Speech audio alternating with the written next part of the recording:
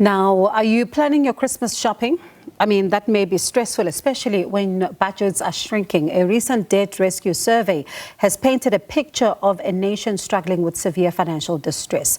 So are you maybe opting for one type of protein instead of a few choices? Let's speak to Mervyn Abrahams, who is with the Pietermaritzburg Economic Justice and Dignity Group there. Mervyn, good evening to you, and thank you so much for your time. So how are things looking when it comes to the Christmas food basket? So good evening, and good evening to all your viewers. Now, we track a basket of 44 very basic foods. And in the month of November, the cost of that basket stood at 5,361 Rand.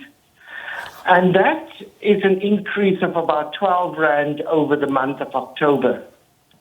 Now, when we look at the prices of food, particularly when we look at the prices of meat, which is often something that people would want to buy for Christmas, then we see that these food prices are absolutely unaffordable when we look at basic salaries and household levels of income. And so we are in an affordability crisis, which will have its impact on households. So if households are going to spend, it is very likely that they will be putting themselves into debt in order to have a good Christmas. And of course, will find the pain of that in January and February and March. And that debt is not good for them because, as you say, they will feel the pain in the long run, but also they may not even be able to repay it. Exactly. And that can get us caught in a debt trap. So currently we're in an affordability crisis, but that could lead to a debt trap.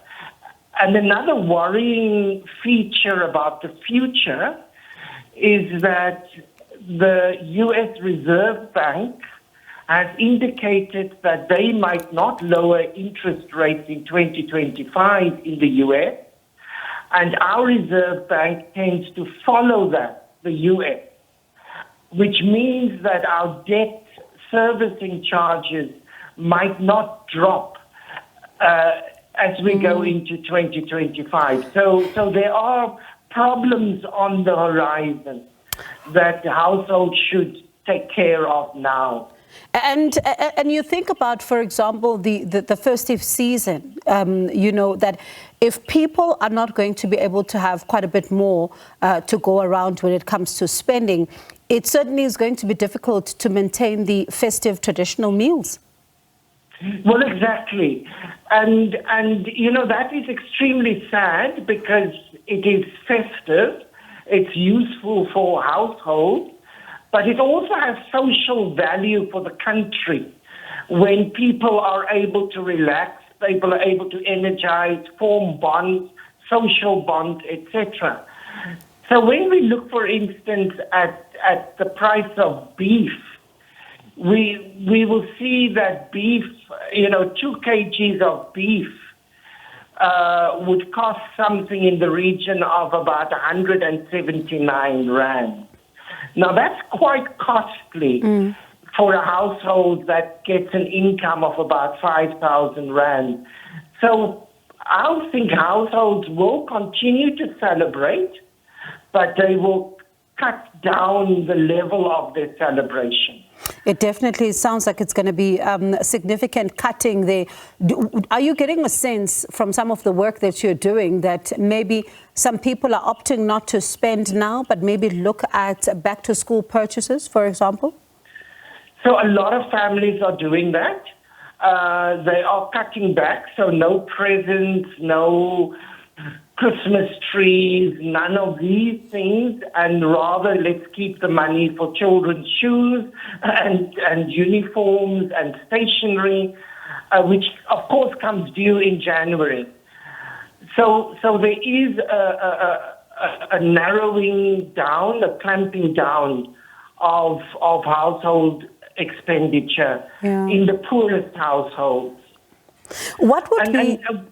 Pardon me, Mervyn. What would be then your advice, especially to those who are finding themselves in distress and still want to celebrate somewhat, with their families, but also at the same time not break the bank? So my advice would be to try and be extremely careful how you shop. Don't get taken in by all this great adverts about, discounts, etc. Ask yourself first, do I absolutely need that? One of the things to do, of course, for consumers is to write a shopping list before you go to the store, and you stick to that shopping list. And you don't buy things you don't need. So that's one area. And then also to try and budget, because January comes very quickly. And January has its own additional expenditures of going back to school. So we need to keep a little bit of money for this month over for January.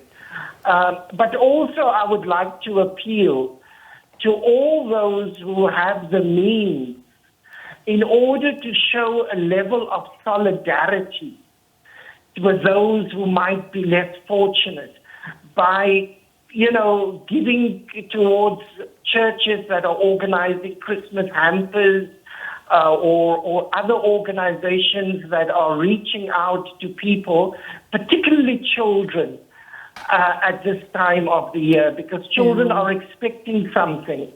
And if you can do that, please help out and make a donation, particularly through our churches. Yeah, and certainly, as you say, it is a time for giving, and really don't break the bank, especially when you think about January school fees and all of that, still to come. But Mervyn, thank you so much. I appreciate your time. That's Mervyn Abrahams there with the Pietermaritzburg Economic Justice and Dignity.